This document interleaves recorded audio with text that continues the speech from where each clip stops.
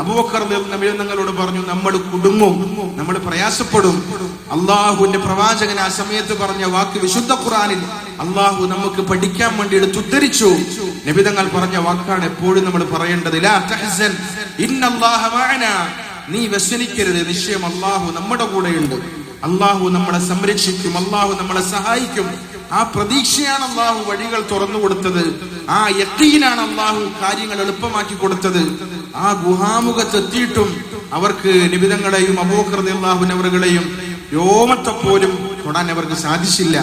അള്ളാഹുമായിട്ടുള്ള ബന്ധം ഒരു മനുഷ്യൻ നന്നാക്കി കഴിഞ്ഞാൽ അവന്റെ കാര്യങ്ങളൊക്കെ പിന്നെ അള്ളാഹു എളുപ്പമാക്കും. നമ്മളോട് പറഞ്ഞ കാര്യങ്ങൾ നമ്മൾ ചെയ്യണം, അള്ളാഹുമായിട്ടുള്ള ബന്ധം നന്നാക്കണം. നിബിതങ്ങള് ഖുദ്സിയായ ഒരു ഹദീസിൽ പറയുന്നുണ്ട്, അന ഇൻദ ളന്നി അബ്ദി ബി, അല്ലാഹു പറയാണ്, എന്റെ അടിമ എന്നെ കുറിച്ച് എങ്ങനെ വിചാരിക്കുന്നോ അതേപോലെയാണ് ഞാൻ അവനോട് പെരുമാറുക. അള്ളാഹുവിനെ കുറിച്ച് നമ്മൾ എങ്ങനെ വിചാരിക്കുന്നോ അതുപോലെ അള്ളാഹു ഇടപെടും. അള്ളാഹു എന്നെ സഹായിക്കും എന്ന പ്രതീക്ഷ ഉണ്ടെങ്കിൽ ഉറപ്പായിട്ടും എന്നെ അള്ളാഹു സഹായിക്കും. എന്നെ സഹായിക്കോ ഇല്ലേ എന്ന സംശയത്തിലാണെങ്കിൽ ഒരിക്കലും സഹായിക്കൂല. അവൻ അവന്റെ മനസ്സിൽ എന്നെ ഓർത്താൽ എന്റെ മനസ്സിൽ ഞാൻ അവനെ ഓർക്കുമെന്ന് അള്ളാഹു പറയുകയാണ്. അവനൊരു സദസ്സിൽ വെച്ച് എന്നെ കുറിച്ച് പറഞ്ഞാൽ അതിനേക്കാൾ ശ്രേഷ്ഠമായ മലക്കുകളുടെ സദസ്സിൽ വെച്ച് അവനെ ഞാൻ ഓർക്കും.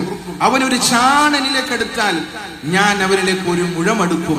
അവനിലേക്ക് ഒരു മുഴമെടുത്താൽ ഞാൻ അവനിലേക്ക് ഒരു മാറെടുക്കും.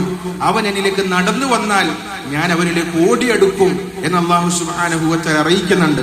അതുകൊണ്ട് അള്ളാഹുവിലേക്ക് മടങ്ങി തങ്ങളുടെ പ്രശ്നങ്ങൾ പരിഹരിച്ച പ്രവാചകന്മാരുടെ സംഭവങ്ങളും സഹാബാക്കളുടെ ചരിത്രങ്ങളും ഒക്കെ വിശുദ്ധ ഖുർആനിലൂടെ അള്ളാഹു നമുക്ക് വിവരിച്ചു തരുന്നത് നമ്മുടെ ജീവിതത്തിന്റെ വഴിത്താരയിൽ എന്തെല്ലാം ആവശ്യങ്ങളും പ്രയാസങ്ങളും പ്രതിസന്ധികളിലൂടെയൊക്കെ നമ്മൾ കടന്നു പോകുന്നു അതിനൊക്കെയുള്ള വ്യക്തമായ ഒരു മാർഗനിർദ്ദേശമായിട്ടാണ്.